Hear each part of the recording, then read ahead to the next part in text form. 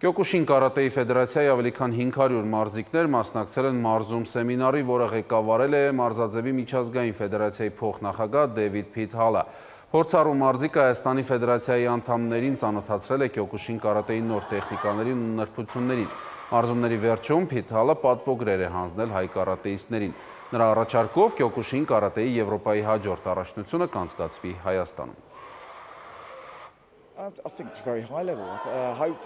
Կարատեի այս ճյուղն այստեղ զարգացվածության բարձր մակարդակի վրա է։ Այս մարզաձևը շատ երիտասարդ սերունդ ունի, որը հույս ունեմ մի քանի տարի անց լուրջ հաջողություններ կգրանցի միջազգային ասպարեզում։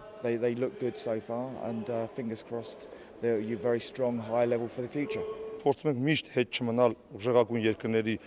շարքերից եւ նորամտություններ, նոր տեխնիկական հնարքներ փորձում ենք սովորացնել մեր մարզչական եւ հավաքական կազմին, որ իրան կարողանան հետագայում մոտիկացող աշխարհի Եվրոպայի աշխություններին հանդես գան։